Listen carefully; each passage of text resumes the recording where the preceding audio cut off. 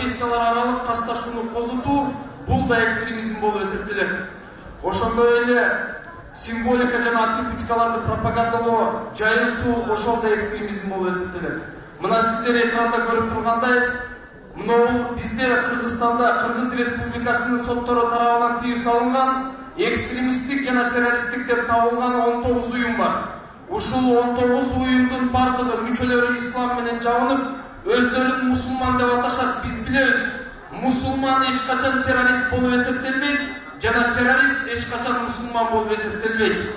Анын сыңарындай ислам дининде дагы, Куранда дагы, шариятта дагы Алла Таала ушинтип айтат: "Мен каттала нафса би гайри нафс" дейт. Кимде ким бир адамды өлтүргөн болсо, ал бүткүл адамзатын өлтүргөнгө барабар дейт. Анын сыңарындай кимде ким бир адамдын жанын сактап калса дейт, ал бүткүл адамзатын жанын сактап калганга барабар дейт.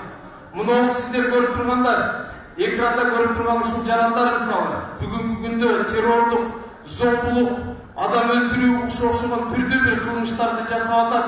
Ушул нерсеге биз бүгүнкү күндө бүт калк, улут, билим берүү тармагы бардыгыбыз күнөөлүүбүз. Ушулардын ушинтип жетишкендиги үчүн.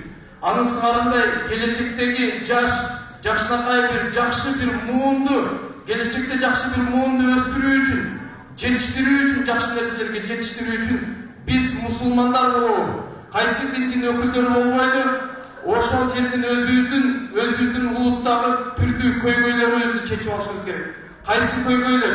Аракештик, баңгилик, тамеки тартуу, бөлүнүп жарылуу, улут аралык, уруу аралык, жамааттар аралык, конфессиялар аралык бөлүнүп жарылуу мисалы. Кедей кембагалдык, жардылык мисалы, окшогон нерселерди, ушундай көйгөйлөрдү биз чечип алышыбыз керек. Бул көйгөйлөрдү сиздер эгер билсеңиздер, ушул көйгөйлөрдүн бардыгы бизге Аллах тарабынан тартылган бир жазалар болуп эсептелет. Бул жазалардан, ушул кырдаалдан кутулуу үчүн биз эмне кылышыбыз керек? Биз адептүү болушубуз керек. Билимдүү, сабаттуу болушубуз керек. Ошондо биз ушул нерседен кутулабыз. Чынчыл болушубуз керек. Ошондо ушул көйгөйлөрдөн биз арылабыз жана кутулабыз. Анын сыңарындай сиздер көрүп тургандай ушул экстремисттик, террористтик уюмдардын арасында эң акыркы болуп тыюу салынган Якын инкар деген уюм бар, кыймыл бар. Ошол Якын инкарга эмне үчүн биздин соттор тарабынан тыюу салынды? Биринчиден булардын илим-билимден баш тарткандыгы үчүн тыюу салынган. Биз билебиз, ислам дини Куран түшкөндө дагы икро бисми роббикеллези халак деп түшкөн.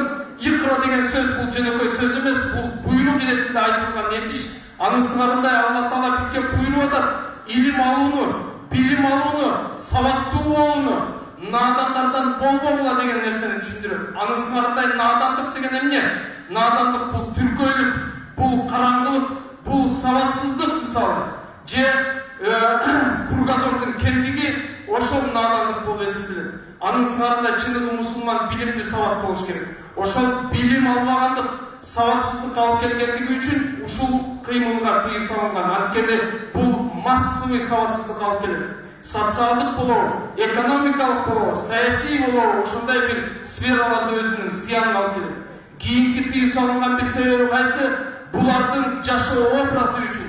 Жашоо образы мына сиздер экранда көрүп тургандай, кийим кечесин карасаңыздар, индус пакистанецтердин кийимдерин кийишет. Индус пакистанецтерге окшоп өздөрүн алып жүрөт. Жашоо образы инде пакистандык болуп калган. Биз билебиз, именно ошол жашоо образ индус пакистанецтердикиндей боло турган болсо, бул кандай коркунучка алып келет? Биздин улуттук иденттүүлүктүн жок болуусуна алып келет. Биздин калпагыбыз, биздин маданиятыбыз, кыргыздын улуттук маданияты, каада салты, үрп адаты каяка кетет мисалы. Биз арабтарды ээрчий турган болсок, пакистанецтерди ээрчий турган болсок, түрктөрдү ээрчий турган болсок, анда кыргыз каяка жок болот. Анын сыңарында ошол улуттук иденттүүлүктүн жок болуусуна алып келет. Ушул себеп болду как раз ушул жанагы Якын инкардын тыюу салынышына. Кийинки тыюу салынган себеби булардын медицинадан, билимден, наукадан, техникадан мисалы ушундай бир заманбап нерселерден баш тарткандыгы, бул биздин мамлекеттик келечекте алсыздык коюш мүмкүн. Ошон үчүн буларга тыюу салынган. Анын сыңарында урматтуу жаштар, келгиле билим алайлы, илим алайлы. Бүгүнкү күндө дүйнө элдеринин ортосундагы достукту чыңдай турган көпүрөлөрдүн, чоң көпүрөлөрдүн бири кайсы? Бул билим көпүрөсү. Анын сырында бүгүнкү күндө сиздер көрүп атасыздар. Именно экран цивилизациясы алдыга ачылып, китеп окуу цивилизациясы төмөн түшүп кетти. Анын сырында биз окушубуз керек, илим алышыбыз керек. Кудай айткандай, Алла Таала бизге буйругандай биз илим алып сабаттуу болушубуз керек. Ошондо биз илим алсак, билимдүү болсок, канчалык китеп көп окусак, биздин индивидуалдык жана социалдык тармактарыбыз, сапаттарыбыз өнүгөт. Ошондо биз өсөбүз. Урматтуу жаштар, сиздерге кайрылат элем, максат коюңуздар. Максатты койгон деп бийик койгула. Мисалга ала турган болсок, мен жөн эле бир мугалим болом эмес, мен бир академик, профессор болом деп. Же болбосо жөн эле бир сотрудник, милициянын сотрудниги болом эмес, мен министр болом деп, премьер-министр же президент болом деп, же ООНдун секретары болом деген ушундай бир чоң максаттарды койгула. Чоң максаттарга жетишкенге аракет кылгыла. Бул сөздөрдү илгертен бери бардык пайгамбардар айтып келген. Алла Таала Куранда айтат: "Өлүм менен өмүрдү эмне үчүн жараттым" дейт, адам баласын сыноо үчүн жараттым, кимиси эң мыкты дейт. Чыныгы мусулмандын өзүнүн чыныгы мусулмандын бу дүйнөдөгү жашоо максаты, маңызы эмнеде турат? Мыкты болгонго аракет кылуу. Мыкты окуучу, мыкты студент, мыкты мугалим, мыкты сотрудник, мыкты депутат, мыкты айыл башчы, мыкты айыл өкмөт, мыкты мэр, мыкты губернатор деген нерсени түшүндүрөт.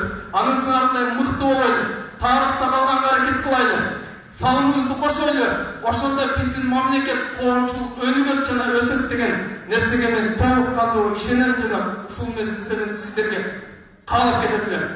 Көңүл бурганыңыздар үчүн чоң рахмат, сиздерге чоң ийгилик.